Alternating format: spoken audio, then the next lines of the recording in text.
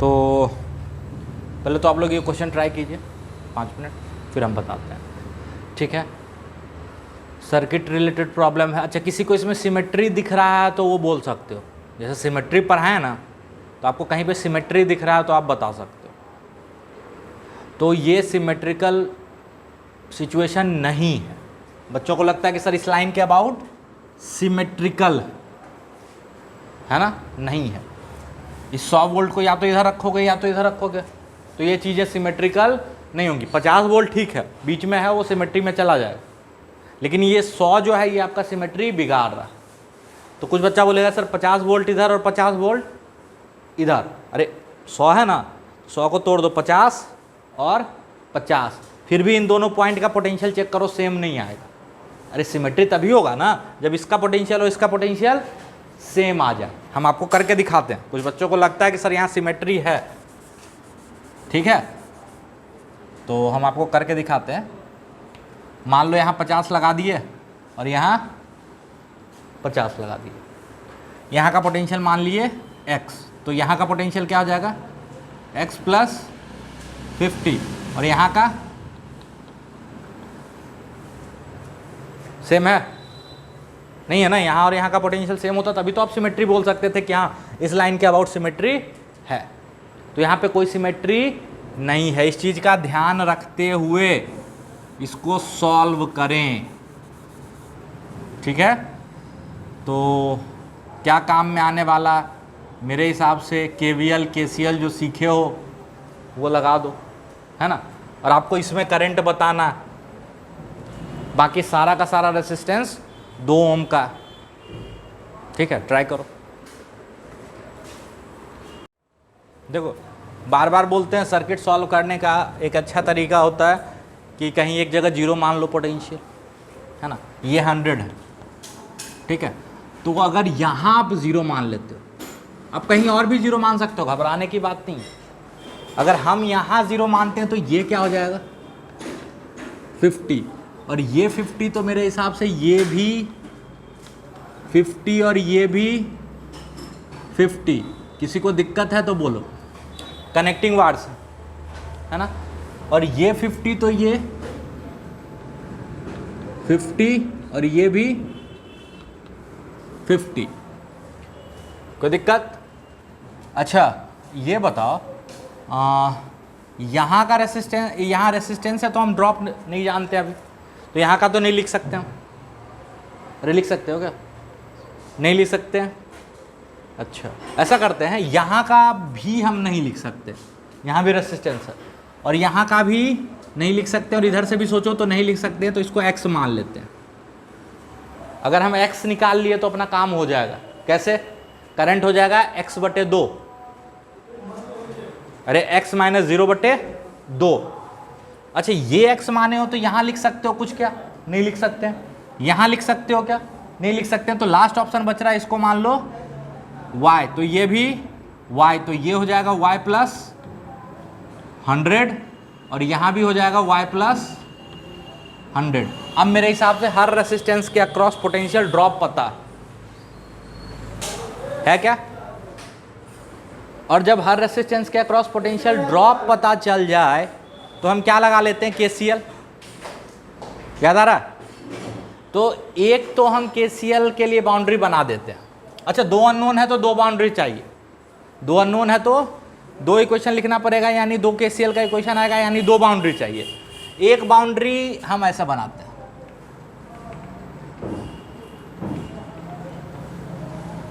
इसमें किसी को कोई दिक्कत? देखो सिर्फ रेसिस्टेंस को ही काट रहा, बाउंड्री सिर्फ रेसिस्टेंस को ही काटना चाहिए। क्यों? अगर बाउंड्री कनेक्टिंग वायर को काटेगा तो आप वहां पे V = IR नहीं लिख पाओगे, है ना। तो इस बाउंड्री से देखो, इस बाउंड्री से देखो तो हम मान सकते हैं इधर करंट जा रहा है, इधर जा रहा है, इधर जा रहा है, इधर जा रहा है, इधर जा रहा है। नेट आउटगोइंग करंट क्या कर दो? 0 कर दो, तो पहला इक्वेशन लिख सकते हो। अच्छा /2/2/2 सब जगह लिखोगे, क्योंकि सब रेसिस्टेंस है तो लिखने की जरूरत नहीं है, इसलिए हम नहीं लिख रहे हैं। तो यहां से लिखना शुरू करते हैं, x - 0/R प्लस, बटे लिखने की जरूरत ही नहीं है, x - 0, x - 50 देखते जाना, इसमें लिख दिए हैं, इसमें x minus y minus 100 plus इसमें लिख दिया ना 1 2 3 4, चौथा में क्या लिखोगे x माइनस 50, और पांचवें में क्या लिखोगे फिर x minus y equal to 0। तो ये आ गया 1 2 3 4 5, 5x और माइनस 50 माइनस 100 माइनस 50, तो माइनस 200, और y का देखो माइनस वाई, तो माइनस 2y इक्वल टू 200। दूसरा बाउंड्री बनाओ, कोई बताओ, दूसरा बाउंड्री कोई बताओ। बाउंड्री सबको अच्छे से समझ में आया? ये है एक बाउंड्री,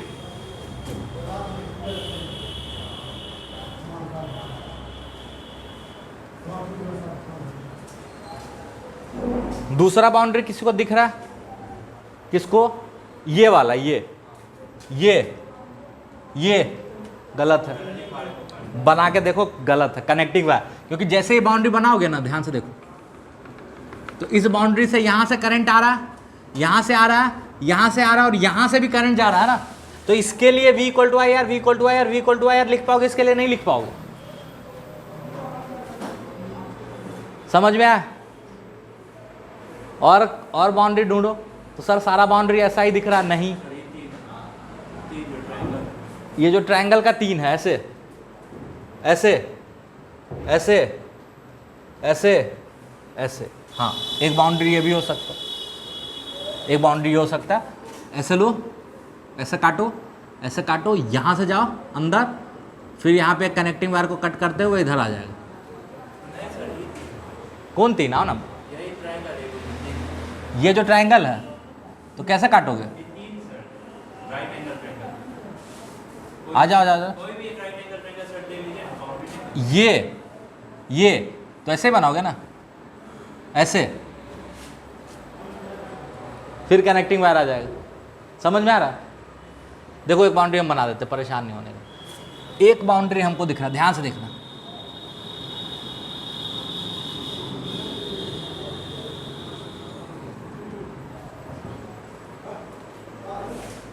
कोई दिक्कत नहीं, बैटरी अंदर है, बैटरी रह सकता है बाउंड्री के अंदर। याद आ रहा है? अच्छा, यहां पे सिर्फ जंक्शन रूल से सोचोगे ना तो काफी कॉम्प्लिकेटेड हो जाएगा, क्योंकि एक भी जंक्शन देखो ऐसा नहीं है जहां कनेक्टिंग वायर नहीं है ना, तो जंक्शन रूल यहां पे होश उड़ा देगा। ठीक है, सिंपल जो ओरिजिनल जंक्शन रूल पढ़े थे, हमेशा आपको एक ना एक क्या मिल रहा है, कनेक्टिंग वायर मिल रहा है। लेकिन ये बाउंड्री वाला जो मेथड है, देखो इसमें ये काम कर जाएगा। ये बाउंड्री ठीक है कि कोई दिक्कत लग रहा है आपको? एकदम मस्त है। इस बाउंड्री में देखो ये भी रेसिस्टेंस है, ये भी रेसिस्टेंस है, ये भी है ना, तो जितना टोटल करंट इस बाउंड्री से बाहर निकल होगा वो क्या हो जाएगा? 0। तो इक्वेशन लिखे। अच्छा, कितना रेसिस्टर कट कर रहा है? 1 2 3 4 5, अगेन 5 ही, ठीक है। तो लिखो इसके लिए इक्वेशन, यहां से शुरू करते हैं। क्या लिखोगे? बाहर जाता हुआ करंट मानोगे कि अंदर आता हुआ? बाहर जाता हुआ, ठीक है। 50 माइनस वाई, अगला 50 माइनस एक्स, अगला 0 माइनस, अगला 50 माइनस एक्स, अगला 1 2 3 4, कहाँ गया ये वाला? ये बाउंड्री, हाँ। 50 माइनस वाई माइनस 100, 0। तो यहाँ से देखो क्या हो जाएगा? 50 50 100 50 150 50 200, उसमें से 100 काट दो। तो ऐसा करते हैं, 100 काट दिए तो बचा 100, और बाकी सबको उधर ले जाते हैं। तो x कितना है यहाँ पे? 1 2 3, और y कितना है? 2। तो लिखो सबको उस साइड ले जाते, तो -3x से क्या हो जाएगा 3x, और y क्या हो जाएगा -y, तो प्लस 2y = 100। अच्छा, हम x में इंटरेस्टेड हैं, तो y को उड़ाने का उपाय करो। y हमको लगता है जोड़ते ही गायब हो जाएगा, जोड़ दो उसको इसमें। 3x + 2y = 100। जैसे ही जोड़ोगे तो 8x = 300, तो x = 300/6। तो करंट इधर से इधर जा रहा होगा, क्योंकि ये हायर पोटेंशियल होगा, ये लोअर पोटेंशियल होगा, 0 है, तो करंट हो जाएगा x/2। अरे होगा, यानी 300/8 तो पहले से था, 2 से और भाग दोगे 16, तो 4 से काटो, 4 × 16, और ये 4 × 7 = 28, 4 × 5 = 20, 75/4, 18 × 4 = 72, 19 × 4 =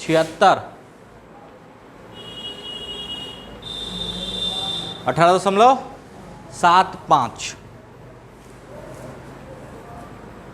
18.75। ठीक है, तो अच्छा सवाल था, है ना। बट ध्यान से देखो तो कुछ भी खास नहीं था, कुछ भी नया नहीं था। ऐसा कुछ बताया इसमें जो नया था नहीं। किरचॉफ्स जंक्शन रूल हम अच्छे से बताए थे कि बाउंड्री वाला हम लोग यूज़ करेंगे ज़्यादा, है ना। रेसिस्टर को काटता हुआ बाउंड्री बनाएंगे, याद आ रहा है। अरे देखो, काटने में कनेक्टिंग वायर को भी दिक्कत नहीं है, लेकिन अगर उसमें करंट पता रहे तब ना। अगर उसमें करंट ही नहीं पता तो फिर V = IR भी नहीं लिख पाओगे, तो वो पंगा हो जाएगा। तो इसलिए, है कि नहीं। तो यहाँ तक की बातों को अच्छे से नोट करो, और बाउंड्री, गलत बाउंड्री भी अगर आपके दिमाग में आ रहा तो बना के लिख लो, ये बाउंड्री नहीं हो सकता है, कनेक्टिंग वायर आ जाएगा बीच में। देखो, ये बाउंड्री बहुत सारे बच्चों को लगता है एकदम सही है, ये वाला, ये जो है ना, ये लगता है सही है, लेकिन यहाँ पे भी कनेक्टिंग वायर, तो वहाँ भी थोड़ा सा बच के, है कि नहीं। अच्छा, एक ही रेसिस्टेंस को 2 बार नहीं काटने का, 2 बार काटोगे तो 0 हो जाएगा, इधर से करंट आएगा, इधर से निकल जाएगा। समझ में आ रहा। अरे एक ही रेसिस्टर को अगर बाउंड्री से ऐसे काटोगे, ऐसे और ऐसे, तो बेकार हो जाएगा ना। तो इधर से जो करंट घुसाओगे इधर तो बाहर आ जाएगा। ठीक है, तो कुछ नया इक्वेशन देने वाला आपको नहीं है, तो यहां तक नोट करो जल्दी से, फिर अगला सवाल बोर्ड पे लिखते हैं।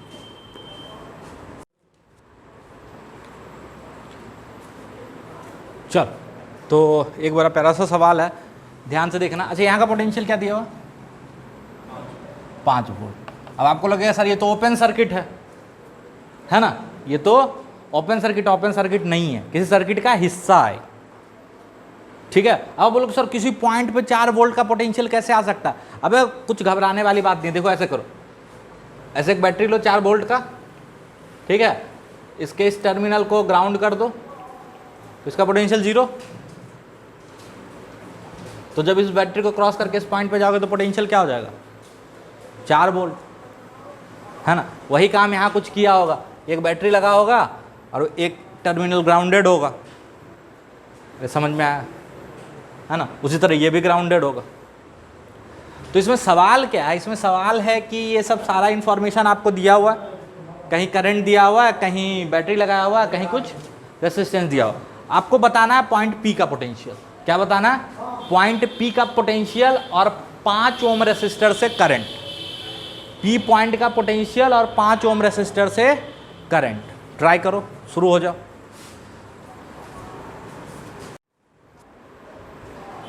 देखो इधर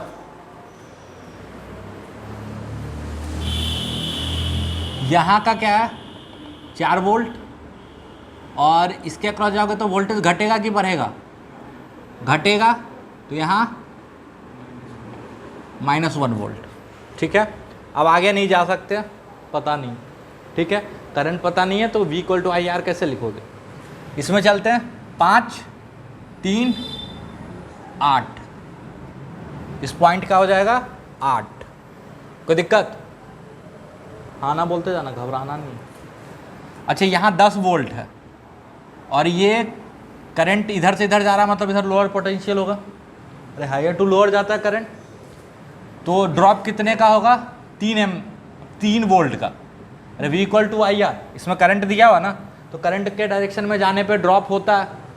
तो 10 घटाओ 3, तो यहाँ का 7। अरे होगा, इस पॉइंट का पोटेंशियल क्या हो जाएगा? 7। अच्छा, यहाँ से यहाँ जाने पे 3, क्यों घटेगा? बड़े डंडे से छोटे डंडे की तरफ जाने पे पोटेंशियल घटता है। ठीक है सर, अच्छी बात है। तो अच्छा यहाँ का 3, यहाँ का -1, तो पोटेंशियल डिफरेंस कितने का? 4। पोटेंशियल डिफरेंस कितने का?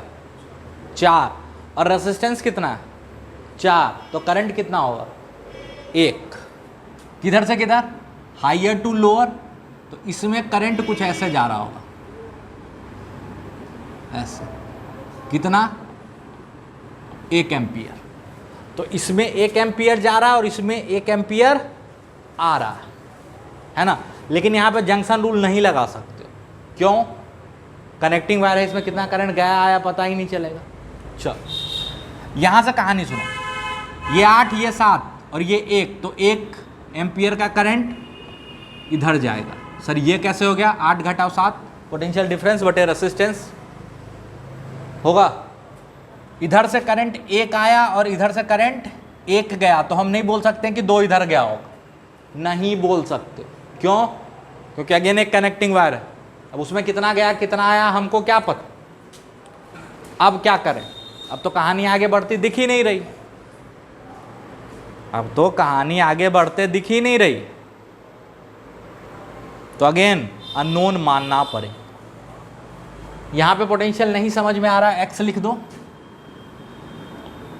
और यहां का पोटेंशियल क्या लिखोगे? यहां का तो पता है, यहां का y लिख दो। अगर x और y निकल गया तो मेरा काम हो जाएगा।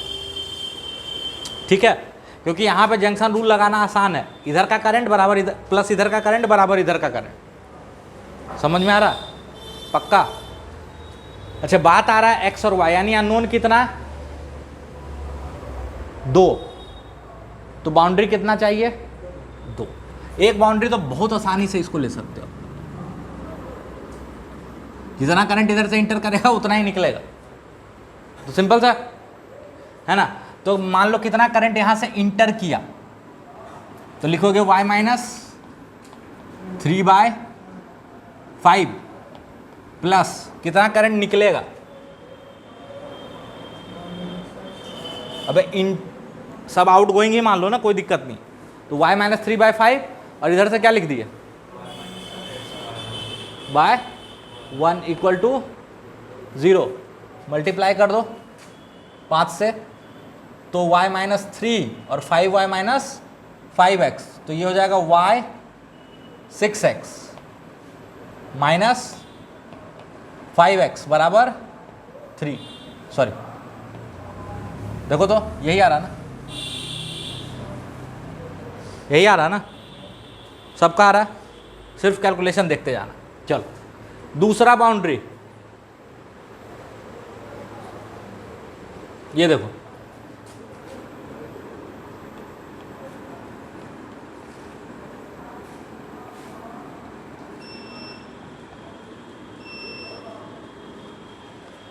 ठीक है।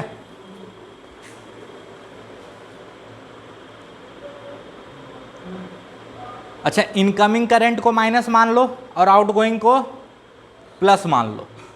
ठीक है, इनकमिंग को माइनस, आउटगोइंग को प्लस, क्योंकि यहां पे कहीं कहीं करंट का वैल्यू भी पता है। ठीक है, जैसे ये करंट अंदर घुस रहा तो इनकमिंग करंट है और ये आउटगोइंग करंट है ना। चलो तो लिखे टोटल करंट क्या होगा इस बाउंड्री से भी 0।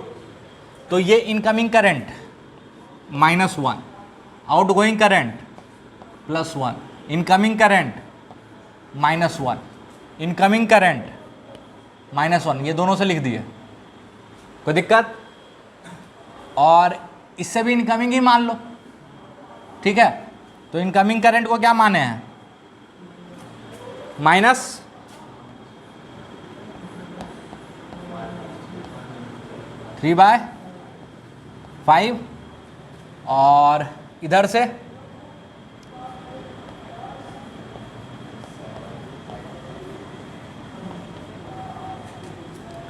जीरो। कितना रेसिस्टेंस काट रहा है? 1 2 3 4 5 6, 1 2 3 4 5। हाँ, किससे? इधर से। सब में इनकमिंग ही मान, सब में मान लिया इसे अंदर आ रहा, मतलब y बड़ा है और x बड़ा है, तो इनकमिंग को माइनस माने हो तो माइनस लगा दिए, और y -3/5, ये तो सीधा सीधा नंबर है ना, बड़ा माइनस छोटा बटे रेसिस्टेंस। यहाँ तक में कोई दिक्कत? -1 +1, ये माइनस माइनस, ठीक है, तो उधर चला जाएगा +2 हो जाएगा ना। अरे इसको उधर ले जाओगे तो +2 हो जाएगा ना, और ये हो जाएगा आपका, इस माइनस को भी उधर ही कर दो, ठीक है, तो फिर -2 हो जाएगा, तो ये हो जाएगा y -3/5 plus x -7/2 equal to -2। तो 10 से गुना करोगे, 10 से करोगे ना, तो 2y -6 plus 5y -35 equal to -2। तो ये -35 और -6 कितना हो जाएगा? अच्छा ये x होगा ना, सॉरी 5x, कितना हो जाएगा? -35 -6, अरे बोलो, -41, और ये इधर चला जाएगा,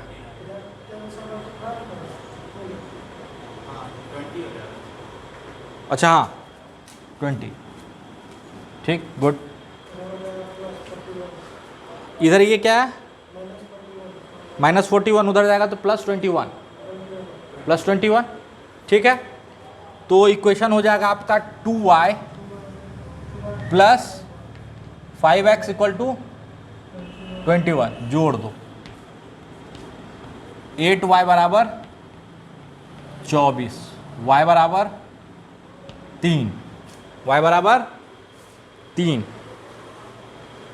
सॉल्व करना, x बराबर भी 3 आ गया, मतलब यहाँ का पोटेंशियल 3 है और यहाँ का पोटेंशियल 3 है, मतलब इसमें कोई करंट है ही नहीं। अरे यहाँ का पोटेंशियल 3, यहाँ का पोटेंशियल 3, तो पोटेंशियल डिफरेंस 0, तो इसमें कोई करंट नहीं है। अच्छा इसमें करंट नहीं है मतलब इसमें करंट नहीं है, सीरीज में है। अरे भाई इसमें ऐसा थोड़ा करंट आया और गायब हो गया, मर गया करंट, नहीं होगा, मतलब इस पूरे ब्रांच में ही करंट नहीं है, मतलब जो करंट यहाँ से चला वही इधर से पास किया होगा। और तो ये 7 और ये 3, तो डिफरेंस 4 का, 4 को 2 से भाग दो तो 2, तो यहाँ कितना करंट जा रहा होगा? 2 एम्पियर, यही 2 एम्पियर इधर जाएगा, तो यहाँ का पोटेंशियल 3, और ड्रॉप कितने का होगा? 4 × 2 8 का ड्रॉप होगा, तो 3 में से 8 का ड्रॉप करो, तो यहाँ हो जाएगा -5।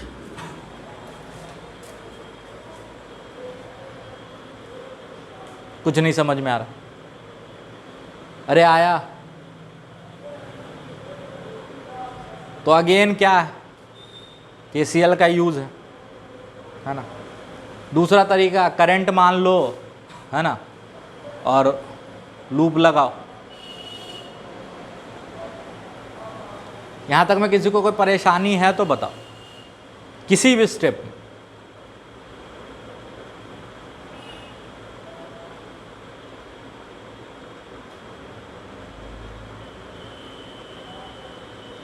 तो तो नोट करो।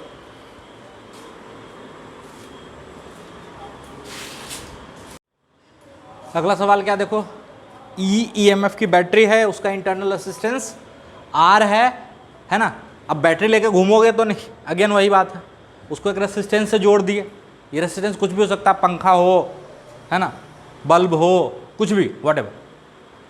तो आपसे पूछ रहा है कि कंडीशन बताओ कि जब इस रेसिस्टेंस में मैक्सिमम हीट प्रोड्यूस होगा, मैक्सिमम हीट प्रोड्यूस हो, ऐसा कंडीशन बताओ। ठीक है, ट्राई करो। देखो, इसी को मैक्सिमम पावर थ्योरम के नाम से भी पढ़ाया जाता है ना। बट मेरे लिए ये भी एक सवाल ही है, आप भी बोलोगे हाँ सर सवाल ही था, है ना। करंट क्या हो जाएगा सर्किट में,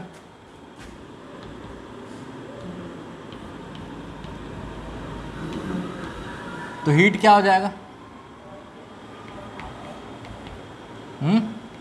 आई स्क्वायर आर इंटू टी। असल में यहाँ हीट का रेट ही हम निकाल रहे हैं, है ना। अरे किसी भी टाइम की बात कर लेते हैं ना। तो यह है बेसिकली हीट नहीं है, यह heat produce per unit time. ठीक है, तो ये हो जाएगा आई स्क्वायर आर होगा। तो ये जो आपका हीट आया प्रोड्यूस पर यूनिट टाइम, ये हो जाएगा ई बटे R plus X into X. The only thing you can vary is the load. Battery के साथ तो कुछ कर नहीं सकते हो कि उसको फोड़ दिए, मसाला निकाल दिए थोड़ा सा, है ना, उसका इंटरनल रेसिस्टेंस घटा दिए सर, है ना। बैटरी तो दिया हो आपको, तो आप क्या चेंज कर सकते हो, load resistance. That means load resistance is the only variable. अब ये ध्यान से देखो तो ये किसका फंक्शन है, लोड रेसिस्टेंस का। और इसको करना क्या है, मैक्सिमाइज करना है ना। तो मेरे हिसाब से ये हो जाएगा, इसको जीरो कर देंगे। करो, डिफरेंशिएशन तो आता है, अभी तुरंत पढ़ रहे हो ना, अभी इंटीग्रेशन पढ़ रहे हो ना, तो करो।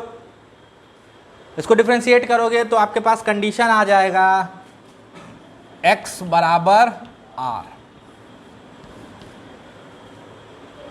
जब लोड रेसिस्टेंस इंटरनल रेसिस्टेंस के बराबर हो जाए तो उस केस में मैक्सिमम हीट प्रोडक्शन होगा। कहाँ पे, यहाँ रेसिस्टेंस। अच्छा, ये काम हमसे करवाओगे तो बोलो हम वो भी कर देंगे। यहाँ पे u इंटू वी का फॉर्मूला लगाना पड़ेगा, या ऐसे भी कर सकते हो, ई स्क्वायर को कांस्टेंट ले लो तो ये बचेगा x बटे आर प्लस एक्स का होल स्क्वायर। तो u बाई वी का भी फॉर्मूला से यूज कर सकते हो, और करवा ही लो, हमको पता है, पता है हमको। ई स्क्वायर को हम बाहर ले लिए, ठीक है। अच्छा बताओ, यू वी फार्मूला बताओ, यू बाई वी का फार्मूला बताओ। V D U by D X minus U D V by D X, यही होता है ना, पक्का। अरे पक्का कि अबे यू बाई वी का डिफरेंशिएशन क्या होता है, उल्टा बोल रहा हमको लगता है। V D U by D X minus, हाँ हाँ, चलो तो लिखो। तो यहाँ पे u क्या है, x, ये रहेगा साथ में v यानी r plus x, D U by D x 1 हो जाएगा, माइनस x, ओ भाई ये स्क्वायर में है, ठीक है, ये गड़बड़ मत करना। इसका डिफरेंशिएशन करोगे तो ये आ जाएगा, देखो 2 इंटू आर प्लस एक्स। हम डायरेक्ट चेन रूल लगा दिए। अब इसमें अगर आपको चक्कर आ रहा तो हम कुछ नहीं कर सकते हैं, फिजिक्स में बहुत मेहनत से डिफरेंशिएशन पढ़ाए थे और अब मैथ में भी पढ़ लियो, है ना। बटे आर प्लस एक्स पे पावर 4। अगर इसको जीरो होना है तो ऐसे भी नीचे वाला टर्म तो कोई काम का होता नहीं है, जीरो होना है तो ऊपर वाला टर्म जीरो होना पड़ेगा। तो इसको पहले तोड़ लो, R square plus X square plus 2rx, और इसको तोड़ो x2r, तो माइनस 2rx, और ये हो जाएगा x2x, तो माइनस 2x², है ना। ये किसके बराबर होना चाहिए?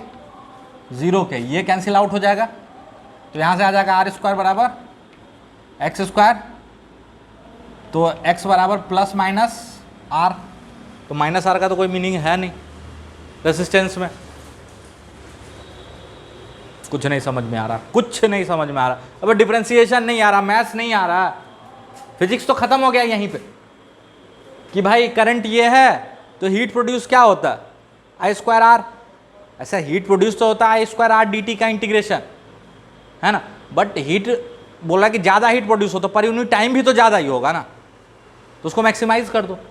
ये जो होता है ना formula, this is basically heat per unit time, ये पावर का फार्मूला है ना। तो मैक्सिमम पावर उसमें जनरेट हो रहा हो, ये भी बोल सकते हो, इसीलिए इसको मैक्सिमम पावर थ्योरम के नाम से पढ़ाते हैं, है ना। हीट का नहीं है, हीट इसलिए तो इसके ऊपर डॉट लगा दिए ये मैक्सिमम। अच्छा, पावर जब उससे मैक्सिमम प्रोड्यूस हो रहा तो पर यूनिट टाइम हीट भी ज़्यादा प्रोड्यूस हो रहा होगा, तो किसी भी टाइम में हीट भी ज़्यादा प्रोड्यूस होगा। हाँ, जरूरी क्यों नहीं बताओ। अब एक टाइम जो यहाँ पे आएगा, टाइम वो तो कांस्टेंट हो जाएगा ना पर्टिकुलर सिचुएशन के लिए, तो टाइम गुना रहेगा सब में, उससे क्या फ़र्क पड़ जाएगा। टाइम कांस्टेंट, जैसे ई कांस्टेंट है वैसे टाइम कांस्टेंट। अरे बोल देगा 10 सेकंड में इसमें मैक्सिमम हीट प्रोड्यूस होना चाहिए, उसका कंडीशन बताओ।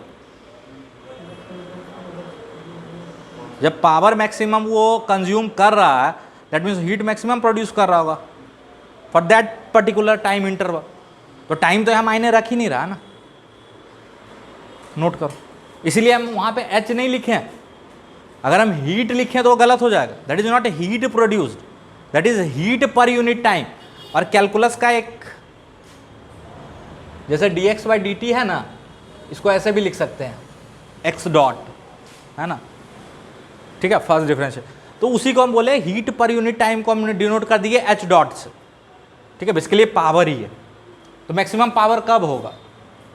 जब x और r बराबर हो जाए, मतलब आपका जो लोड रेसिस्टेंस है वो आपके इंटरनल रेसिस्टेंस के बराबर हो जाए। तो this is the condition for maximum power. Heating होगा मैक्सिमम। तो ये कंडीशन कब बेनिफिशियल है?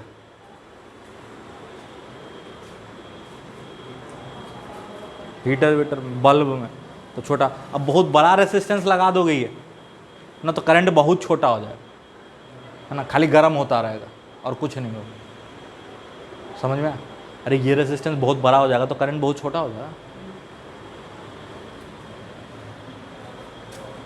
चलो यहाँ तक नोट कर लिए। तो this is called maximum power transmission theorem, ठीक है, याद रह जाएगा। सिचुएशन सिंपल सा है ना। अब थोड़ा सा बात कर लेते हैं हम लोग रेटिंग ऑफ इलेक्ट्रिकल डिवाइसेस। अब हम लोग बात करते हैं थोड़ा सा रेटिंग ऑफ इलेक्ट्रिकल डिवाइसेस, ठीक है, रेटिंग ऑफ इलेक्ट्रिकल डिवाइसेस।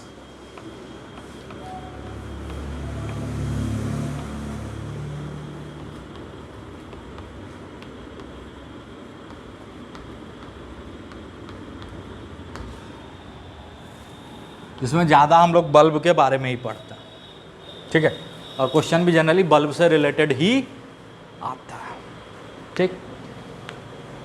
तो ध्यान से सुनते जाना। कुछ नहीं कहा गया हो तो आप ऐसे मान के सॉल्व कर लेना कि डीसी सोर्स, कैसा सोर्स है? डीसी सोर्स, ठीक है। जब तक सवाल में स्पेशली ना लिखा गया हो कि एसी सोर्स। आगे एसी में पढ़ेंगे तो आपको पता चलेगा तो वो खास फर्क पड़ता नहीं है वहाँ पे, अभी उसका चर्चा ही नहीं करता, ठीक है। तो अभी तो हम लोग बैटरी के बारे में ही पढ़ रहे हैं, सिंपल सा। तो बल्ब वगैरह देखे हो ना, उस पर एक चीज़ लिखा होता है 220 वोल्ट 100 वाट, है ना। ये पुराना तरीका है आपको कुछ चीज़ें बताने का कि देखो ये बल्ब को जब 220 वोल्ट के अक्रॉस लगाओगे ना तो ये क्या प्रोड्यूस करेगा? 100 वाट। और 220 वोल्ट से ज़्यादा लगा दोगे तो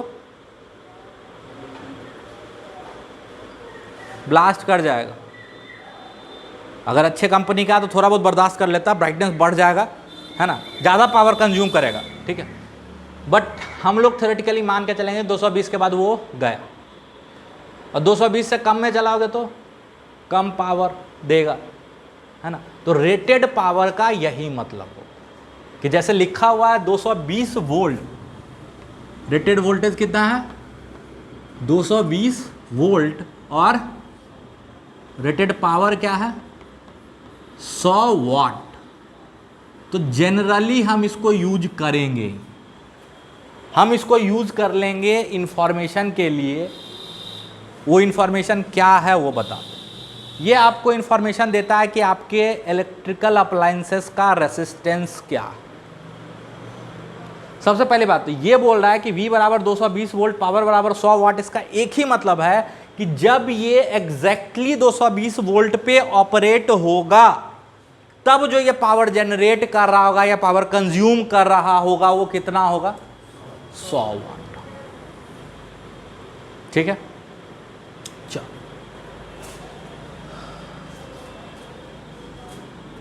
यहां से आप जानते हो कि power equal to V square by R होता है ना।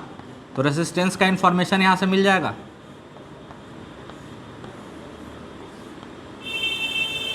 कि इस डिवाइस का रेसिस्टेंस क्या है 220 का स्क्वायर बटे 100, है ना। अच्छा, अगला इंफॉर्मेशन जो मैक्सिमम करंट ये बर्दाश्त कर सकता है,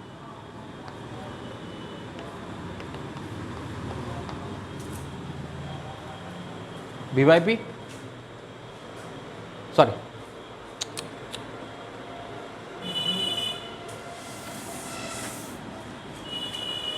पावर क्या होता है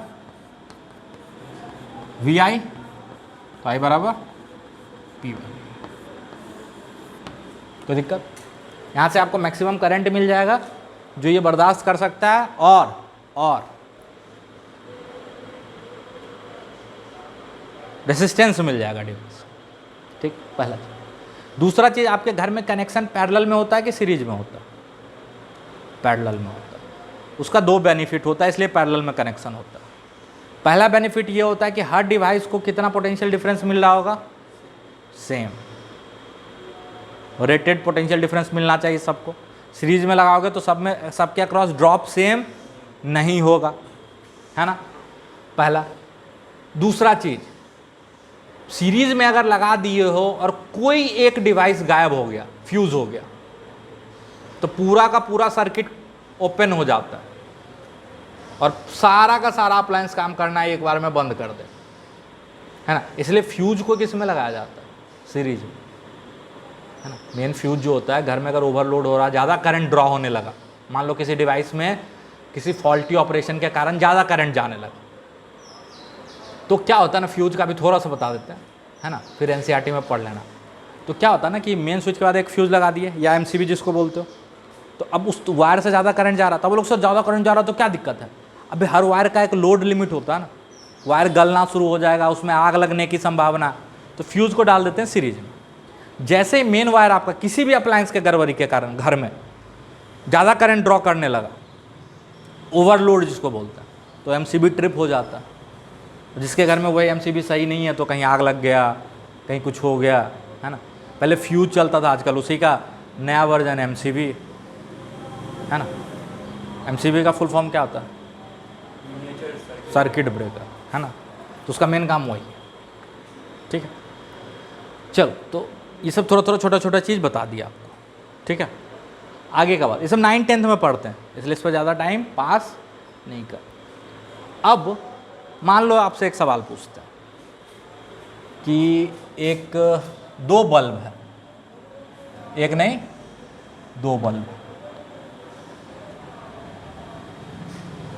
एक है 220 वोल्ट 100 वाट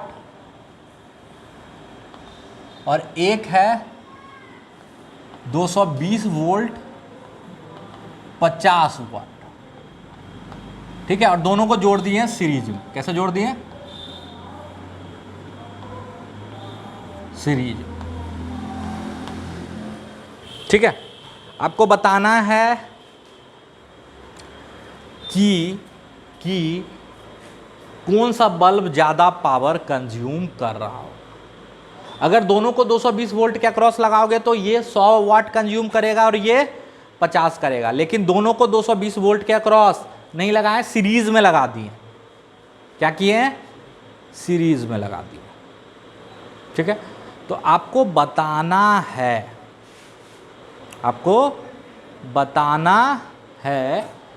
कि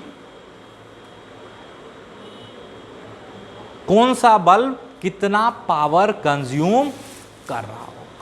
ट्राई करो। देखो पहला का रेसिस्टेंस कितना होगा? 484। ठीक है, और दूसरा का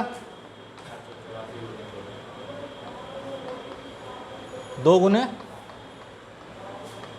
484। ये सबका आ गया, सीधा फॉर्मूला में पुट करना है, आ जाएगा। अच्छा ध्यान से सुना मेरी बात, ध्यान से सुना। पावर का 2 फॉर्मूला आपके पास होता है, एक VI और एक I²R। कब VI लगाएंगे सर और कब I²R लगाएंगे, ये सोचने वाली बात है। तो देखो जब आपको दिख जाए कि रेजिस्टेंस में करंट सेम जा रहा है और पावर कंपेयर करना है तो कौन सा फॉर्मूला सेम अच्छा होगा? I²R वाला। और दिख जाए कि रेसिस्टर के अक्रॉस पोटेंशियल डिफरेंस सेम है तो कौन सा वाला फॉर्मूला अच्छा हो जाएगा? V²/R वाला, कंपेयर करने में, है कि नहीं। यहाँ पे देखो जो करंट जाएगा वो दोनों रेसिस्टेंस में क्या होगा? सेम होगा। अरे सीरीज में जुड़ा हुआ ना, तो पावर बराबर I²R1 और P2 बराबर I²R2। तो यहाँ से तुरंत प्रूफ हो जाएगा कि इसका पावर, ये ज़्यादा पावर ड्रॉ कर रहा होगा, जबकि छोटा बल्ब है ये, फिर भी इस केस में ये ज़्यादा पावर कंज्यूम कर रहा होगा और वो कम पावर कंज्यूम कर रहा होगा।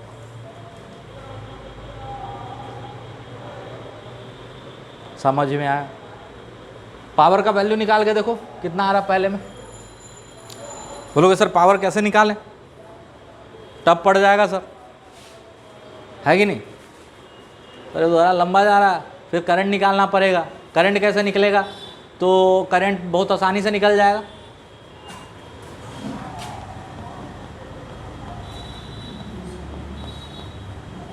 ये करंट है, पुट करोगे सारा वैल्यू आ जाएगा।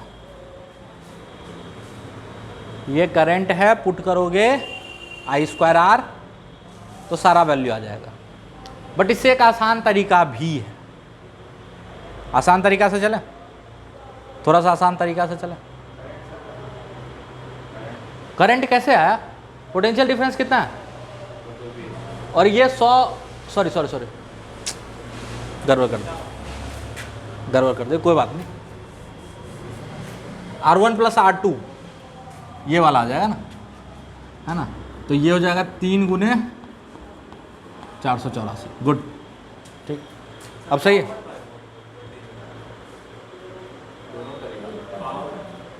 हाँ क्या पावर यूज ही नहीं किया ना। 220 वोल्ट लगाए इसके अक्रॉस, तो यहाँ 220, यहाँ 0, और net resistance V = IR, ohm's law. हे भगवान, हे भगवान, समझ में? सॉल्व करो। दूसरा तरीका हम बताते हैं। जब रेसिस्टेंस पैरेलल में लगा हो तो उनके अक्रॉस जो पोटेंशियल ड्रॉप होता, क्या होता है? जो पोटेंशियल ड्रॉप होता है वो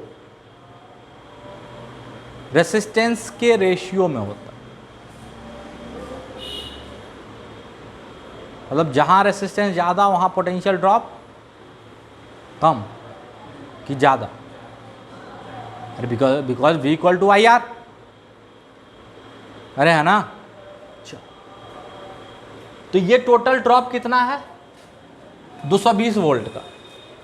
तो इसके अक्रॉस अगर ड्रॉप निकालो, इसको बोल देते हैं V1। क्या बोल देते हैं? V1। और इसको बोल देते हैं V2। तो V1 प्लस V2 बराबर 220 होगा ही। चल अच्छा, इसको ऐसे डायरेक्ट हम लिख सकते हैं, तो V1 इज टू V2 बराबर 1:2 is equal to R1 is to R2। अरे होगा, दैट मीन्स V1 कितना हो जाएगा 220 गुने 1/3 और V2 क्या हो जाएगा 220 गुने 2/3। अच्छा, पावर का फॉर्मूला क्या होता है, bye are, V² bye are. ठीक, अच्छा जब 220 वोल्ट देते थे तो कितना पावर जनरेट होता था 100 वाट। यहां पे 220 ना देके कितना दे रहा है 220 का 1/3, तो पावर 1/9 हो जाएगा। कैसे, क्योंकि पावर V² के प्रोपोर्शनल है। तो ये जो पावर जनरेट कर रहा होगा पहला बल्ब, जो भी पावर जनरेट कर रहा होगा, देखो कितना आसानी से आ जाएगा एक लाइन, ये आ जाएगा 100/9 आ जाएगा। नहीं समझ में, ध्यान से सुनना, 220 वोल्ट पे 100 वाट पावर जनरेट करता है, लेकिन अभी हम कितना उसको दे रहे हैं पोटेंशियल डिफरेंस 220/3, तो पोटेंशियल डिफरेंस अगर 1/3 हो गया तो पावर 1/9 हो जाएगा, क्योंकि वो पोटेंशियल डिफरेंस के स्क्वायर के प्रोपोर्शनल है। उसी तरह दूसरे के लिए देखो, जब 220 वोल्ट का पोटेंशियल डिफरेंस देते थे तो कितना जनरेट होता था 50, और हम 2/3 दे रहे हैं, यानी 4/9 हो जाएगा। 4/9 यानी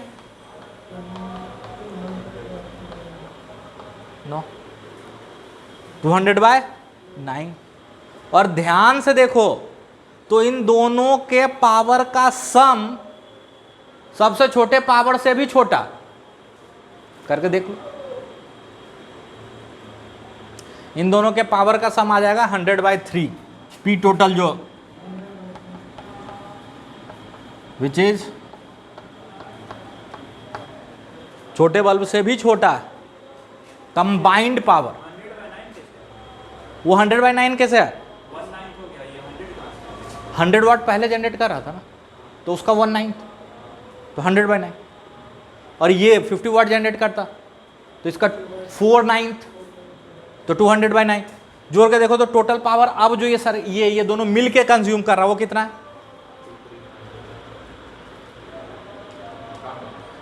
कम है ना, छोटे वाले से भी कम है। समझ में आया, वो तो सबसे छोटे वाले से भी कम। चलो अगला आपको एक सवाल दे देते हैं यहीं पे, है ना, कि मान लो एक अप्लायंसेस है 220 वोल्ट और 100, या ऐसे करते हैं नंबर ठीक करते हैं, 200 वोल्ट 100 वाट, और दूसरा अप्लायंस है 100 वोल्ट 200 वाट। ठीक है, दूसरे देश का अप्लायंस हो सकता है, अमेरिका का हो सकता है ना। दो रेसिस्टेंस है बेसिकली, ऐसे समझो, एक है 220 वोल्ट 100 वाट और दूसरा रेसिस्टेंस है 100 वोल्ट 200 वाट। इन दोनों को सीरीज में जोड़ दिया गया, इन दोनों अप्लायंसेस को सीरीज में जोड़ के एक नया अप्लायंसेस बनाया गया। ठीक है, कुछ भी बनाओगे हमको उससे क्या लेना है ना। ऐसा समझो दोनों रेसिस्टेंस को सीरीज में जोड़ के एक नया रेसिस्टेंस बना, तो आपसे पूछ रहा है कि नए वाले रेसिस्टेंस का रेटेड पावर क्या होगा। Find the rated power for new resistance, या रेटिंग फॉर न्यू रेसिस्टेंस, मतलब नए वाले रेसिस्टेंस का कितना वोल्टेज होगा और कितना पावर होगा। अब आप बोलोगे सर इससे क्या मतलब है, अबे हो सकता है ना कि उसका वोल्टेज 150 के आसपास आए, उसको 200 से जोड़ दोगे तो क्या होगा, धमाका होगा, होगा कि नहीं होगा। तो इन दोनों को सीरीज में जोड़ा गया, ये है आपका अप्लायंसेस 1 और ये है 2, और दोनों को सीरीज में जोड़ा गया जिससे एक नया अप्लायंस बना, है ना। तो उस अप्लायंस का रेटिंग बताना, ठीक है, ट्राई करो। देखो एक है 200 वोल्ट 100 वाट, तो इसका रेसिस्टेंस क्या हो जाएगा? 400 पक्का? कैसे निकाले? V स्क्वायर बाय P, ठीक है। और इसमें करंट मैक्सिमम कितना जाएगा?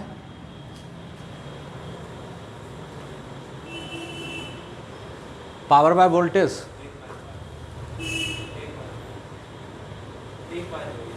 1/2 होगा ना, 0.5 एम्पियर। दूसरा का देखो 100 वोल्ट और 200 वाट, तो इसका रेसिस्टेंस कितना है? 50 और करंट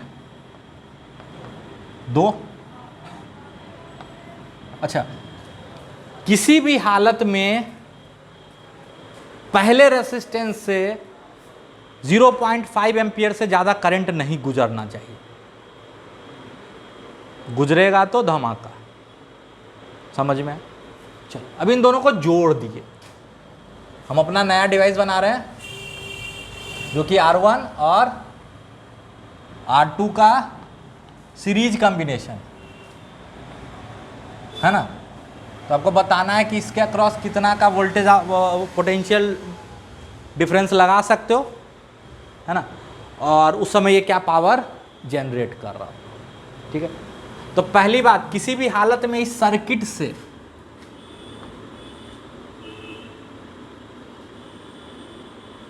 .5 एम्पियर से ज़्यादा करंट तो जाना ही नहीं चाहिए।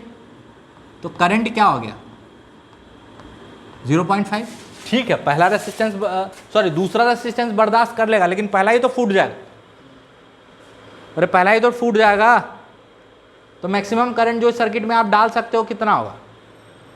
0.5। इससे आपको इसका पोटेंशियल डिफरेंस मिल जाएगा। पोटेंशियल डिफरेंस क्या होता है? V = I R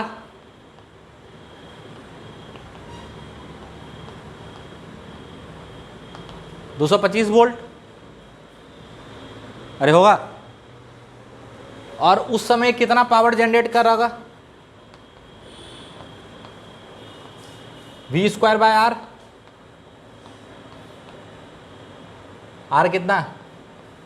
450, तो ये हो जाएगा 2 और ये हो जाएगा मेरे हिसाब से 125 है ना, ये तो 224, हाँ 112.5।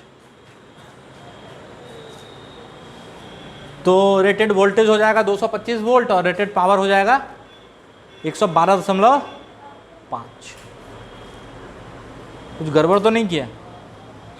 पक्का ना? सोच लो। तो इस तरह के सवाल आई होप कर सकते हो। एक साल जेईई में बड़ा अच्छा सवाल पूछा, प्रीवियस ईयर उलट के देखना, 2-3 बल्ब लगाया हुआ, ठीक है, कुछ सीरीज में लगा हुआ, कुछ पैरेलल में लगा हुआ, तो बोल रहा कौन सा बल्ब ज़्यादा ग्लो करेगा, कौन सा फूट जाएगा, टूट जाएगा, ऐसा ही सवाल, ठीक है। तो ट्राई करके देखिएगा। अब एक चीज़ बताने वाले हैं, बहुत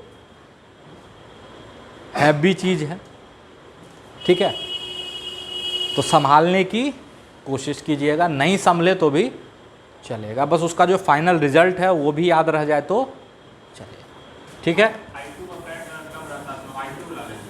बिल्कुल बिल्कुल। अरे यही सोचो ना, इस सर्किट में अगर 0.5 से ज़्यादा करंट गया तो पहला ही तो गायब हो जाएगा, ब्लास्ट हो जाएगा, सर्किट ब्रेक हो जाएगा ना।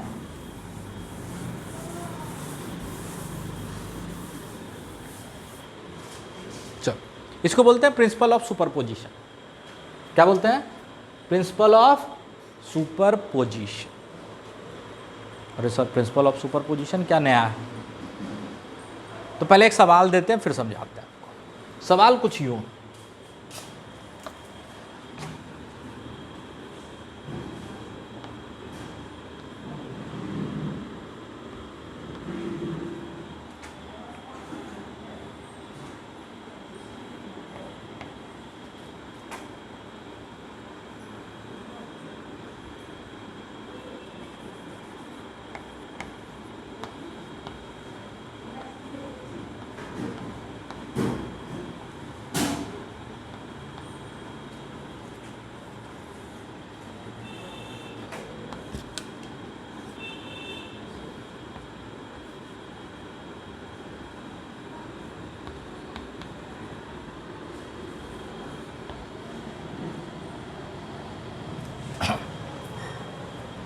आपको इस ब्रांच के थ्रू करंट बताना है।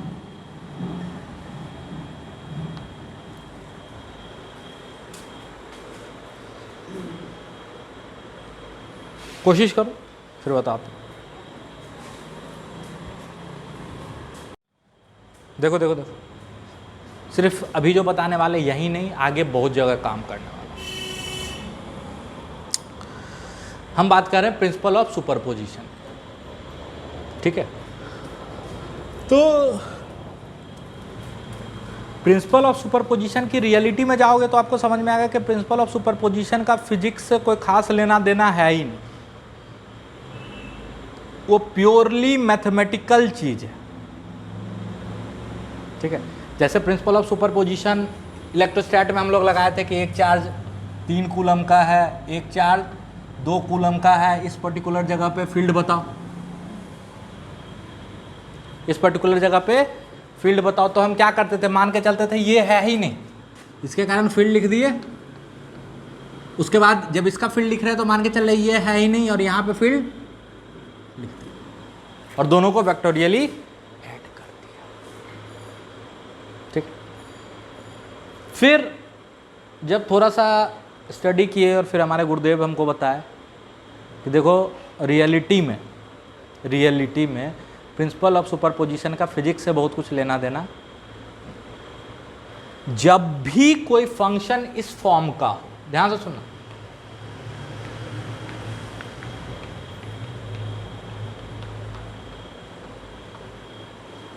पढ़ो मैथ्स में, और फंक्शन पढ़ लिया ना, याद तो होगा नहीं, कोई बात। जब भी कोई फंक्शन इस फॉर्म का हो तो प्रिंसिपल ऑफ सुपरपोजिशन अपने आप प्रकट हो जाता है। जब भी कोई फंक्शन इस फॉर्म का हो तो प्रिंसिपल ऑफ सुपरपोजिशन अपने आप प्रकट हो जाएगा। अब बोलोगे सर ये फंक्शन क्या है, तो ये फंक्शन कुछ ऐसा होता है,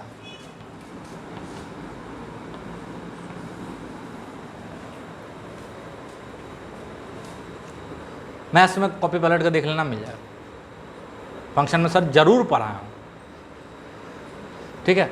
जब फंक्शन इस फॉर्म का हो, यानी डायरेक्ट वेरिएशन, डायरेक्ट प्रोपोर्शनैलिटी, तभी प्रिंसिपल ऑफ सुपरपोजिशन पिक्चर में आएगा, अदरवाइज नहीं है। बता रहे हैं, घबराना नहीं।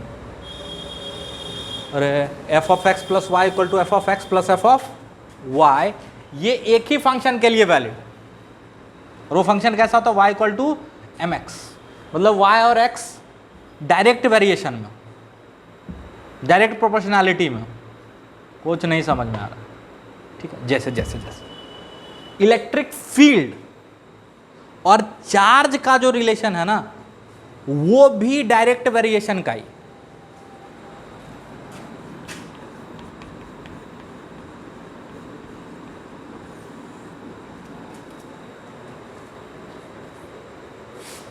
है ना,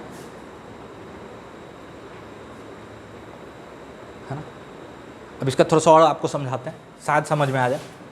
मान लो एक चार्ज है 3 कूलम का, इसका फील्ड यहां पे लिखे, तो क्या लिख दिए, K इंटू 3 या मान लो Q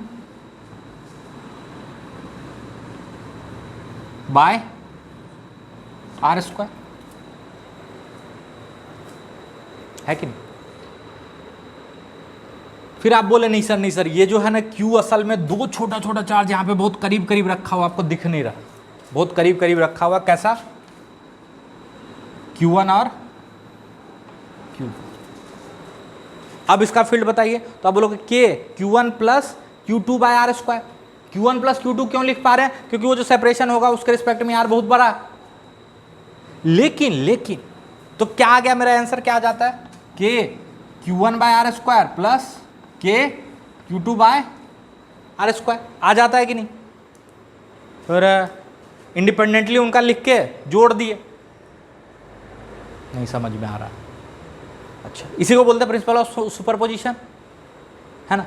अब ध्यान से सुन, अगर इलेक्ट्रिक फील्ड कुछ ऐसा होता, K Q का power Q by R square, तो हो जाता पंगा।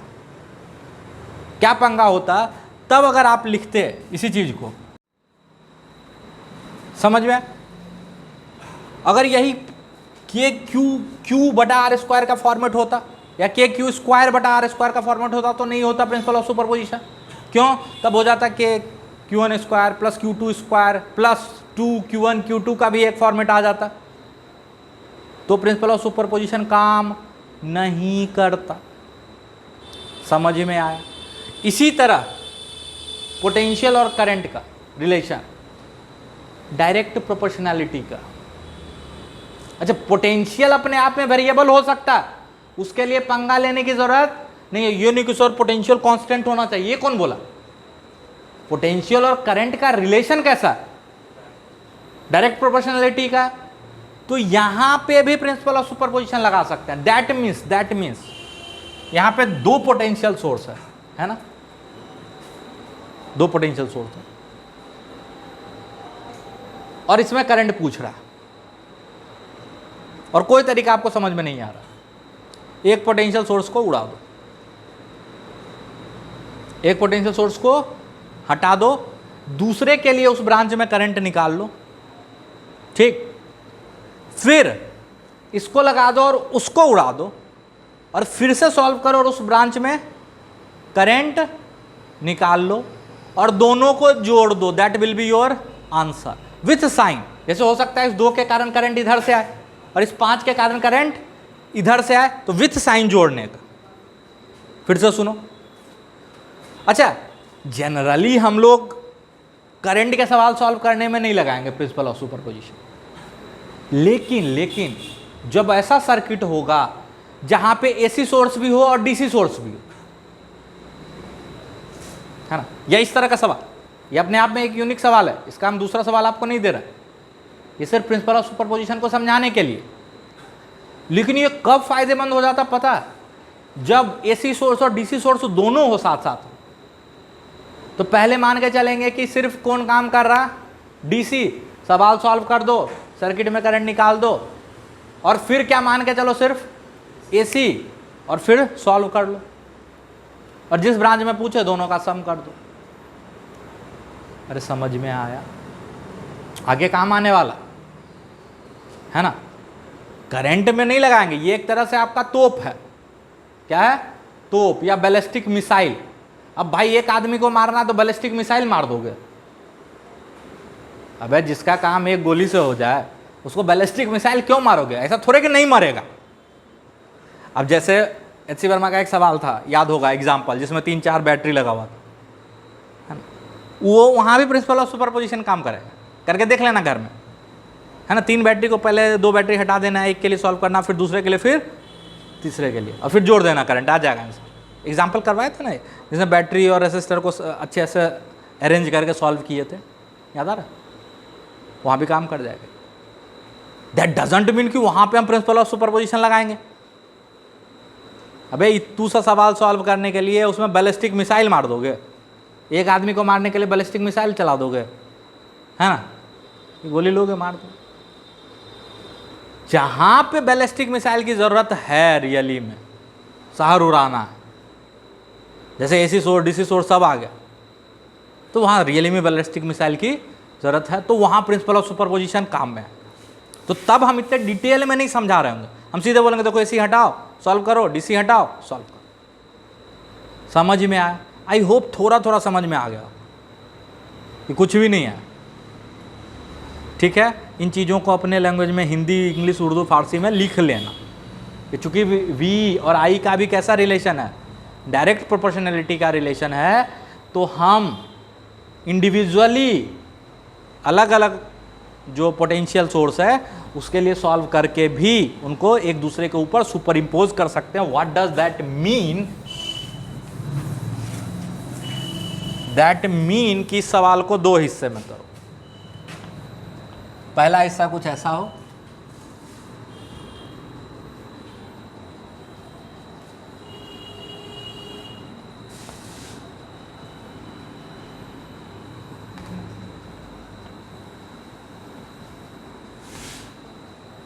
ठीक है,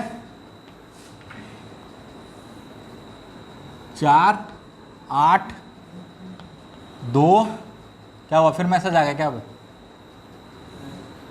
नहीं आया ना? 5 पाँचों प्लस एक सर्किट ये प्लस, इससे इसमें करंट निकल जाएगा। अब ध्यान से देखो तो ये व्हीटस्टोन ब्रिज है, एक बैलेंस व्हीटस्टोन ब्रिज है, तो बीच में तो कुछ जाएगा नहीं, तो फिर सीरीज पैरेलल का कहानी हो जाएगा। तो net resistance this plus this, उससे आई निकल जाएगा और आई यहाँ पे दो हिस्सों में बटेगा। कैसे? इनवर्स रेशियो ऑफ रेसिस्टेंस याद आ रहा है? सब चीज कहानी बता दी है। उससे इसमें निकाल लेना I1। दूसरा सर्किट आप इसको ड्रॉ करना ऐसे,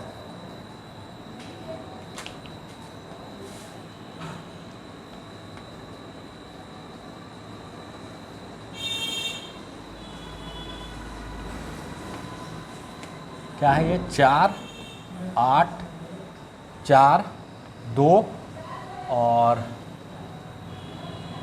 यहाँ पे 2 वोल्ट रहने देना,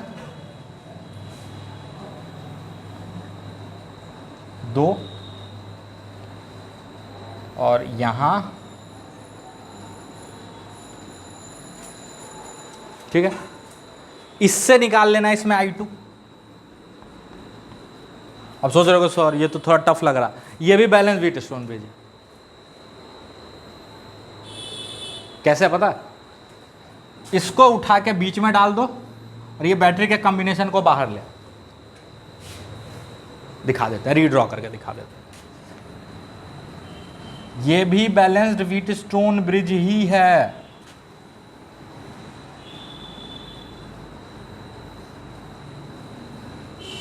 ऐसे है ना? ये यहां पे भी तो रख सकते हैं, वो वायर है ना, कहीं रख दो। तो ये हो जाएगा 4, ये हो जाएगा 8, ये हो जाएगा 4 और ये हो जाएगा 2 और ये हो जाएगा 5 और इसको ऐसे रख सकते हैं।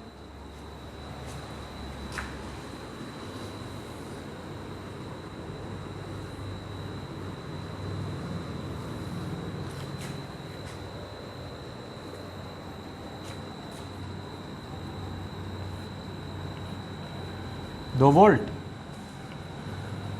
2, इससे इसमें करंट आ जाएगा I2।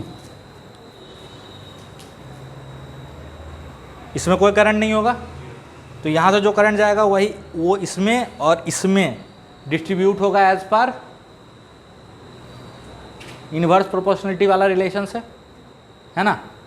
और टोटल करंट पहले कैसे निकालेंगे इसमें आई, तो इसका इक्विवेलेंट निकाल लेंगे। 8 4 12 और 4 2 6 पैरेलल में है ना, उसे सॉल्व कर लेना, इसमें I2 करंट निकाल लेना और फाइनल आंसर जो होगा that will B I1 plus I2, that will B I1 plus I2। कुछ समझ में आया? पक्का?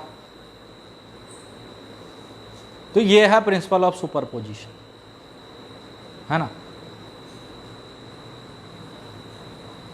देख, तो कई बार जब ऐसे दिखे कि बहुत ज़्यादा बैटरी है, आपसे सॉल्व नहीं हो रहा, तो ये भी एक जुगाड़ है, समय लगा के कर सकते हो, है ना। आपके लिए जुगाड़ है, बट इसके पीछे बहुत बड़ा फिजिक्स की मैथ्स है। यहाँ तक में कोई दिक्कत? और प्रकाश सर से आज पूछ लेना वो जो रिलेशन लिखे थे, है ना, कि सर आप बताए थे, तो गाली भी सुनोगे। हैं सर, अभिषेक सर बोले थे कि प्रकाश सर ज़रूर बताए होंगे, हमको लगता है आप नहीं बताएं, फिर देखना क्या होता है ना। हम भी रहेंगे ऑनलाइन 8 बजे, ठीक है। अरे ऋतिक को मत बोलना, आज जो नहीं आया उसमें से किसी एक को बोल देना, आए उसको। ऑनलाइन क्लास में भी नहीं आता क्या वो लोग? ये ऑनलाइन क्लास में आता है, इसी को समझा देना कि ऐसा कोई फंक्शन सर पढ़ाए थे क्या, ठीक है। चलो।